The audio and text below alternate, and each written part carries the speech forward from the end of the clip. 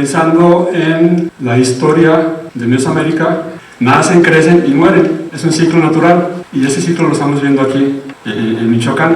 Hay lagos jóvenes, por así decirlo, como el de Yuriria, y lagos ya seniles, por así decirlo, como el de Cuitzeo. En esta historia de vida tenemos varios momentos que, para ser breve, solamente menciono 5, en donde vemos un proceso de continuidad, pero a la vez de ruptura.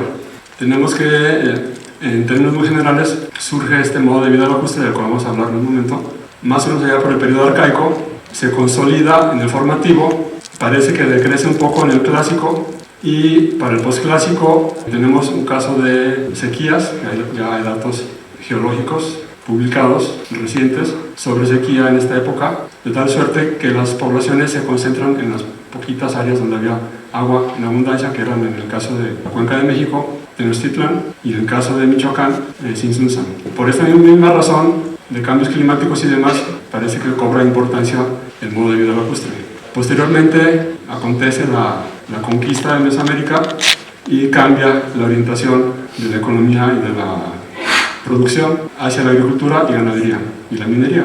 Aparte de un colapso demográfico indígena, y todo esto conlleva a una menor importancia del modo de vida lacustre. Finalmente, el periodo moderno, ya tenemos procesos que todos conocemos: industrialización, contaminación, desecación, etc., cambios climáticos, y sin embargo persisten algunos rasgos aislados del modo de vida lacustre. Hablé de la etnohistoria como una de las estrategias de investigación, y pues la fuente privilegiada para esto es la relación de Michoacán, que tiene aquí esta lámina que a mí me gusta mucho, que es como una especie de fotografía o síntesis o representación del modo de vida lacustre, que fue tan importante en esta parte de Mesoamérica, como ya dije. Vean, por ejemplo, la red y la fauna que está representada. En cuanto a persistencias en la tecnología, podemos mencionar las propias redes, y esta fotografía que encontramos en la biblioteca de la Universidad de Tulane, donde escribí el libro que ya mencioné, es interesante porque, bueno, es de hecho la única que encontré que representa parte de la tecnología para la pesca en la región de estudio, que ya no existe o que está prácticamente extinta. Sucede que las redes estaban diseñadas muchas veces para capturar una especie determinada de pez. Cuando este desaparece, la red también deja de usarse. Es el caso de las famosas redes de mariposa del lago de Pátzcuaro, porque la especie que estaban diseñadas para atrapar, un pescadito que se llamaba tiru, ya casi se extinguió. Entonces ahora la red de mariposa pasó a ser un atractivo turístico, básicamente. Otro tipo de red se conoce como agallera, porque el pescadito queda atrapado por las agallas, y esta red es interesante porque, para que se mantenga vertical y pueda ser utilizada para que lleguen ahí los peces y se queden atrapados, tiene que tener una serie de pesas en la parte baja de la red. En este caso utilizan los pescadores del lago de Cuitzeo fragmentos de tejas de barro, y en el mismo lago pues la gente nos entrega a veces cositas que van encontrando, y al explicarles el objetivo de nuestra investigación, pues rápidamente entendían de qué se trata y nos proporcionaron, como en este caso, pequeños fragmentos de cerámica que es prehispánica, modificados para usarse probablemente en la época prehispánica como pesas de red. También utilizan trampas en el mismo lago de Cuitzeo, como esta que llaman corral, que cuando entran los peces, y en la parte de adentro, bueno, me explicaban ellos, pescadores, nunca entendí muy bien, pero en la parte de adentro del corral hay un laberinto, me dicen ellos, y ahí queda atrapado el pez. También a veces capturan ranas o patos. Bueno, el objetivo de la investigación es llegar a generar una especie de teoría de rango medio que nos permita interpretar el registro arqueológico a través de la analogía con fuentes de información etnográficas, incluyendo historia oral y etnohistóricas. Esta lámina del Códice Florentino me sirve como marco para mencionar la importancia que tuvo para Mesoamérica la producción de recursos acuáticos, por la sencilla razón de que Mesoamérica, como saben ustedes, fue la única área cultural, la única civilización del mundo antiguo que careció de ganado domesticado, comparado con Europa, Asia incluso en Sudamérica. Esto pues obligó a los pueblos, a la gente de Mesoamérica a buscar alternativas de comida, y siguiendo de nuevo la pista del Dr. Parsons y de la doctora Rojas aquí presente, pensamos que este recurso, aparte de la agricultura, fue importantísimo. Entonces ya hablé un poquito de la pesca. Ahora la cacería, esto ya lo conocen ustedes, nada más para enfatizar las ideas. Y la persistencia, esta foto de Ola Apenes nos muestra un proceso de continuidad con el mismo tipo de redes también para capturar pajaritos. Encontramos un informante realmente increíble en Pátzcuaro, que no solamente nos dijo lo que ellos usaban para pescar y cazar antes, sino que él fabricó ondas como esta, y veremos más adelante un atlas, que todavía se usaban hasta hace unos 20, 30 años para cazar, y es parte también integral del modo de vida lacustre, como señalara Beatriz Albores. Bueno, para mí, en 10 años de trabajo, este fue el momento más impresionante cuando este informante nos mostró cómo se usaba antes el atlas, que en Tarasco llaman zipaki, y es importante porque, como saben ustedes, es un arma muy antigua. Creo que, si no me equivoco, periodos prehistóricos en Europa y Asia.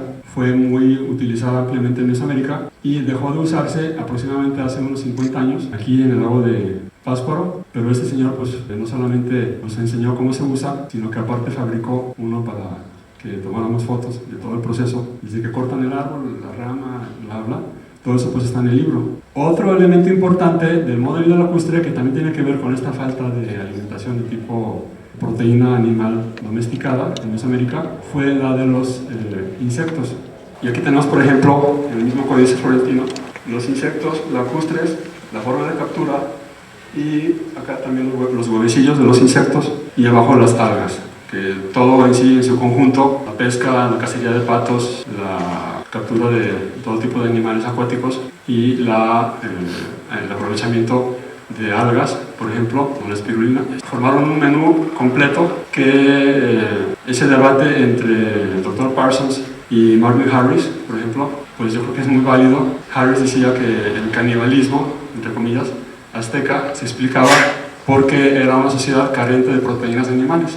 Entonces, Parsons y otros investigadores se dan a la tarea de buscar una explicación más coherente con el contexto cultural mesoamericano, y es esta. Seguimos con este proceso de continuidad. De esta forma se ponían en el lecho lacustre de Texcoco estos manojos de zacate para que llegaran los insectos acuáticos y depositaban sus huevecitos para después ser aprovechados. También se pescaban insectos, se capturaban insectos en el mismo lago de Pátzcuaro, de Texcoco. Es una foto de Ola Apenes en 1938. Y en el caso del mismo lago de Texcoco, después de capturar a los insectos, había que ponerlos a secar en una superficie plana, y encontramos algo muy parecido en el lago de Cuitzeo, en uno de los pueblos de la ribera, en donde ponen a secar también los huevecitos de insectos acuáticos. Le llaman acá en el lago de Cuitzeo nispo o mosco, pero realmente es una especie de chinche de agua del género Coricela y Ephidra. Actualmente se usa para producir alimento para pajaritos, que la gente aquí en México tiene muchas jaulas en su casa. No tengo datos de que haya sido aprovechada en la época prehispánica como alimento acá en Michoacán, pero por supuesto que sí hay datos para la cuenca de México. Otro recurso estratégico, el tule, que se usa para un sinfín de productos y actividades. Y en esta fotografía me interesa señalarles que observen ustedes que el informante pues ya es una persona de la tercera edad o de la cuarta. En realidad esto es importante porque muchos de los informantes que estuvimos entrevistando es gente de 80 y pico años que muchas veces son los últimos miembros de la familia que hacen este tipo de actividades, y a la gente joven ya no le interesa porque tienen otro tipo de alternativas y porque es muy mal pagado. O sea, realmente ellos dicen, bueno, ¿para qué voy a estarme todo un día tejiendo un petate o una canasta y me van a dar por allá 20 pesos, mejor me dedico a otro tipo de actividad y gano más dinero.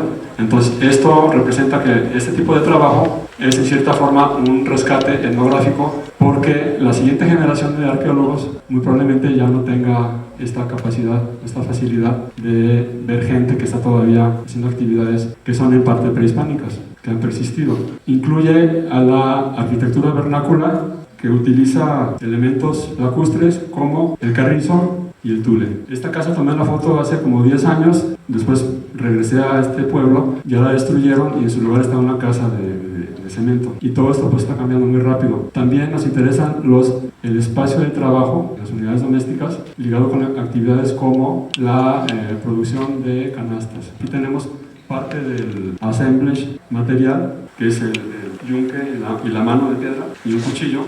También el intercambio es importante, todavía existen algunos pueblos en la cuenca de Pátzcuaro, por ejemplo. En el pueblo de la ciudad de Pátzcuaro hay un mercado que le llaman precisamente Mercado del Trueque, porque ahí un día a la semana se reúnen gente de la ribera y de los alrededores a intercambiar. Por ejemplo, aquí tenemos el pescadito que se llama charal y arriba pues productos agrícolas que son objetos de intercambio.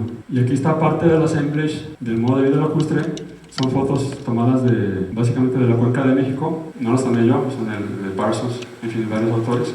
La que siguió. Ya para el siglo XX, siguiendo con esta idea de la historia de vida, por ejemplo, en la cuenca de Zacapu, que está aquí muy cerquita, que era una gran ciénaga, un gran lago, pensaron los miembros de la élite de esa región que era más productivo, más redituable tener una zona agrícola y ganadera que un lago. Entonces empezaron a hacer actividades para sacar el agua de este lago. También aquí es una foto que muestra un gran tubo que está puesto ahí para precisamente drenar, sacar el agua del lago, y actualmente el lago pues ya prácticamente no existe. De Zacapu es una ciénaga pantanosa, pero el lago per se prácticamente o está muy disminuido o ya no existe. A estos procesos en los que el ser humano está interviniendo directamente a modificar el entorno lacustre, debemos añadir fenómenos climáticos como esto del calentamiento global, que también están incidiendo de una manera muy directa sobre los lagos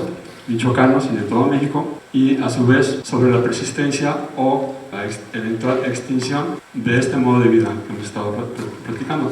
Esta gráfica la publicó la Academia Mexicana de Ciencias para mostrar cómo la temperatura en México, el promedio, del siglo XIX al siglo XXI, ha ido en un incremento constante. Todo esto, pues, de alguna manera está afectando tanto a los lagos en sí como a fenómenos meteorológicos. Por ejemplo, en Pátzcuaro llovía anteriormente aprox 300 días del año, ahora está lloviendo más o menos la mitad, y son lagos que están en proceso de deterioro extremo porque simplemente no llueve. Y platica uno con la gente y es lo que te dicen, ¿no? Los habitantes de la región, pues aquí ya no hay patos, no hay tal cosa, no hay garzas, no hay, porque llueve mucho menos que antes. Este proceso también se está dando fuera de México. Yo estaba leyendo un libro de Joseph Bastian que se llama People of the Water, sobre los urus chipayas del altiplano boliviano, y es lo que dice, ¿no?